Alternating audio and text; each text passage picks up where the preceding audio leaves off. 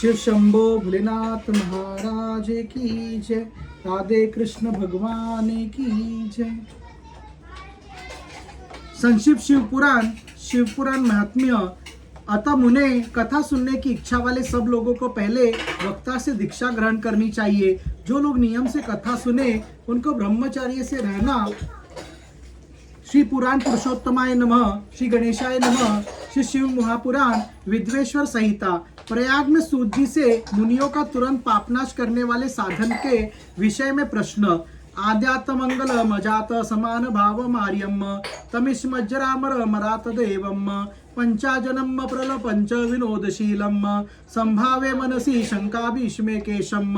जो आदि और अंत में तथा मध्य में भी नित्य मंगल में है, जिनकी समानता अथवा तुलना कहीं भी नहीं है, जो आत्मा के स्वरूप को प्रकाशित करने वाले देवता परमात्मा है, जिनके 5 मुख है और जो खेल ही खेल में अनायास जगत की रचना, पालन और संहार तथा अनुग्रह एवं तिरोभाव रूप 5 प्रबल कर्म करते रहते हैं, उन सर्वश्रेष्ठ अजर अमर ईश्वर अंबिकापति भगवान श्री शंकर का मैं मन ही मन चिंतन करता हूँ। व्यास जी कहते हैं, जो धर्म का महान क्षेत्र है और जहाँ गंगा यमुना का संगम हुआ है, उस परम पुण्यमय प्रयाग में जो ब्रह्मलोक का मार्ग है, सत्य व्रत में तत्पर रहने वाले महातेजस्वी महाभाग महात्मा मुनियों ने एक विशाल ज्ञान यज्ञ का आयोजन किया। उस ज्ञान यज्ञ का समाचार सुनकर पौराणिक शिरोमणि व्यास शिष्य महामुनि सूत जी वहां मुनियों का दर्शन करने के लिए आए।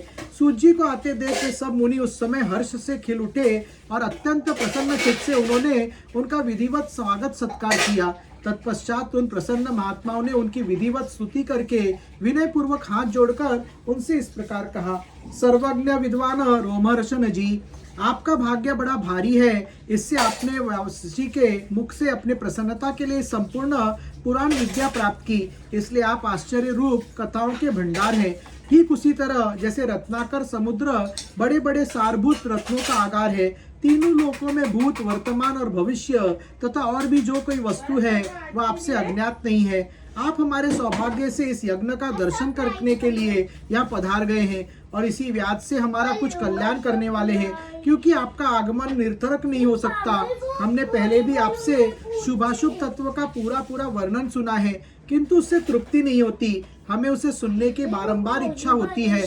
उत्तम बुद्धि वाले सूत जी, इस समय हमें एक ही बात सुननी है। यदि आपका अनुग्रह हो तो गोपनीय होने पर भी आप इस विषय का वर्णन करें। घोर कलयुग आने पर मनुष्य पुण्य कर्म से दूर रहेंगे, दुराचार में फंस जाएंगे और सबके सब सत्य भाषण से मुंह फेर लेंगे, दूसरों की निंदा में तत्पर होंगे, पराये धन को हड़प लेने की इच्छा करेंगे, उनका मन पराई स्त्रियों में आसक्त होगा तथा वे दूसरे प्राणियों की हिंसा किया करेंगे, अपने शरीर को ही आत्मा समझेंगे, मूढ़ नास्तिक और पशु बुद्धि रखने वाले होंगे, माता पिता से द्वेष रखेंगे, ब्राह्मण लोभ रूपी ग्राह के ग्रास बन जाएंगे, वेद बेचकर जीविका चलाएंगे, धन का उपार्जन करने के लिए ही विद्या का अभ्यास करेंगे और मत से मोहित होंगे, अपनी कर्म छोड़ देंगे, प्रायः दूसरों को ठगेंगे, तीनों काल की संध्योपासना से दूर रहेंगे और ब्राह्म ज्ञान से शून्य होंगे।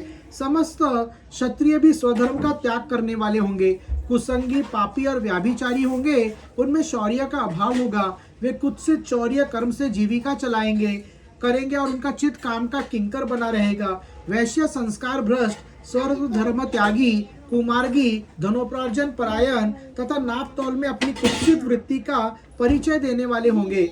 इस तरह तत्पर होंगे और उनकी आकृति उज्जवल होगी, अर्थात वे अपना कर्म धर्म छोड़कर उज्जवल वेशभूषा से विभूषित हो व्यर्थ घूमेंगे। वे स्वभावतः ही अपने धर्म का त्याग करने वाले होंगे, उनके विचार धर्म के प्रतिकूल होंगे, वे कुटिल और द्विजनिंदक होंगे। यदि धनी हुए तो कुकर्म में लग जाएंगे, विद्वान हुए तो वाद विवाद करने वाले होंगे, अपने को कुलीन मानकर चारों वर्णों के साथ वैवाहिक संबंध स्थापित करेंगे। समस्त वे लोग अपनी अधिकार सीमा से बाहर जाकर द्विजोचित सत्कर्मों का अनुष्ठान करने वाले होंगे।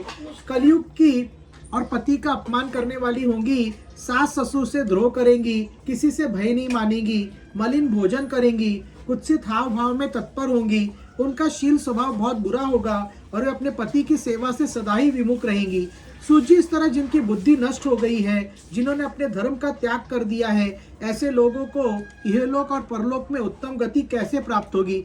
इसी चिंता से हमारा मन सदा व्याकुल रहता है, परोपकार के समान दूसरा कोई धर्म नहीं है। अतः जिस छोटे से उपाय से इन सबके पापों का तत्काल नाश हो जाए उसे इस समय कृपा पूर्वक बताइए, क्योंकि आप समस्त सिद्धांतों के ज्ञाता है। व्यास जी कहते हैं, उन भवितात्मा मुनियों की यह बात सुनकर सूची मन ही मन भगवान श्री शंकर का स्मरण करके उनसे इस प्रकार बोले।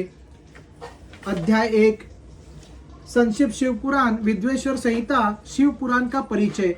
सूत जी कहते, साधु महात्माओं, आपने बहुत अच्छी बात पूछी है। आपका यह प्रश्न तीनों लोगों का हित करने वाला है। मैं गुरुदेव व्यास का स्मरण करके आप लोगों के स्नेहवश इस विषय का वर्णन करूंगा।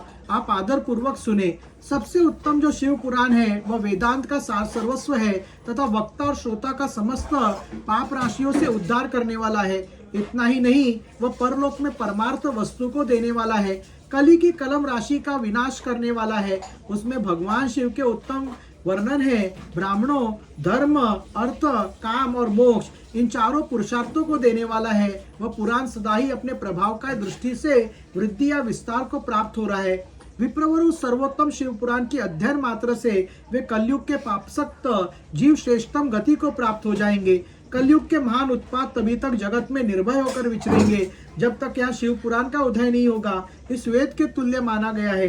इस वेद कल्प पुराण का सबसे पहले भगवान शिव ने ही प्रणयन किया था। विद्वेश्वर संहिता, रुद्र संहिता, विनायक संहिता, उमा संहिता, मातृ संहिता, एकादश रुद्र संहिता, कैलाश संहिता, शतरुद्र संहिता, कौटिक रुद्र संहिता, सहस्त्र कोटि रुद्र संहिता, वायवी संहिता तथा धर्म संहिता, इस प्रकार इस पुराण के 12 भेद या खंड है। ये 12 संहिताएं अत्यंत पुण्यमयी मानी गई हैं। ब्राह्मणों, अब मैं उनके श्लोकों की संख्या बता रहा हूँ। आप लोग वह सब आदर पूर्वक सुने। विद्वेश्वर संहिता में 10,000 श्लोक है। रुद्र संहिता, विनायक संहिता, उमा संहिता और मातृ संहिता, इनमें से प्रत्येक में 8-8 हजार श्लोक है। ब्राह्मणों, एकादश रुद्र संहिता में 13,000, कैलाश संहिता में 6,000, शत्रु रुद्र संहिता में 3,000, कोटि रुद्र संहिता में 9,000, सहस्त्र कोटि रुद्र संहिता में 11,000, वायवी संहिता में 4,000 तथा धर्म संहिता में 12,000 श्लोक है। इस प्रकार मूल शिव पुराण की श्लोक संख्या 1,00,000 है, परंतु व्यास जी ने उसे 24,000 श्लोक में संक्षिप्त कर दिया है। पुराणों की क्रम संख्या के विचार से इस शिव पुराण का स्थान चौथा है। इसमें 7 संहिताएं हैं। पूर्व काल में भगवान श्री शिव ने श्लोक संख्या की दृष्टि से 100 करोड़ श्लोकों का एक ही पुराण ग्रंथ ग्रंथित किया था। सृष्टि के आदि में निर्मित हुआ वह पुराण साहित्य अत्यंत विस्तृत था। फिर द्वापर आदि में युग में द्वाप्यमान व्यास आदि महर्षियों ने जब पुराण का 18 भागों में विभाजन कर दिया, उस समय संपूर्ण पुराणों का संक्षिप्त स्वरूप केवल 4,00,000 श्लोकों का रह गया। उस समय उन्होंने शिव पुराण का 24,000 श्लोकों में प्रतिपादन किया। यही उसके श्लोकों की संख्या है। वह वेद तुल्य पुराण 7 संहिताओं में बटा हुआ है। इसकी पहली संहिता का नाम विद्वेश्वर संहिता है। दूसरी रुद्र संहिता समझनी चाहिए। तीसरी का नाम शतरुद्र संहिता, चौथी का कोटि रुद्र संहिता, पांचवी का उमा संहिता, छठी का कैलाश संहिता और सातवीं का नाम वायवी संहिता है। इस प्रकार ये 7 संहिताएं मानी गई हैं। इन 7 संहिताओं से युक्त दिव्य शिव पुराण वेद के तुल्य प्रामाणिक तथा सबसे उत्कृष्ट गति प्रदान करने वाला है। यह निर्मल शिव पुराण भगवान शिव के द्वारा ही प्रतिपादित है। इसे शिव शिरोमणि भगवान व्यास ने संक्षेप से संकल्पित किया है। यह समस्त जीव समुदाय के लिए उपकारक, त्रिविध पापों का नाश करने वाला, तुलना रहित एवं सत्पुरुषों को कल्याण प्रदान करने वाला, इसमें वेदांत विज्ञान में प्रधान तथा निष्कपट निष्काम धर्म का प्रतिपादन किया गया है। ये पुराण ईर्षा रहित अंतकरण वाले विद्वानों के लिए जानने की वस्तु है। इसमें श्रेष्ठ मंत्र समूहों का संकलन है तथा धर्म, अर्थ और काम, इस त्रिवर्ग के प्राप्ति के साधन का भी वर्णन है। यह उत्तम शिव पुराण समस्त पुराणों में श्रेष्ठ है। वेद वेदांत में वेद्य रूप से विलसित परम वस्तु परमात्मा का इसमें गान किया गया है। जो बड़े आदर से इसे पढ़ता और सुनता है वह भगवान श्री शिव का प्रिय होकर परम गति को प्राप्त कर लेता है। संक्षिप्त शिव पुराण विद्वेश्वर संहिता अध्याय 2। शिव शंभो भोलेनाथ महाराज।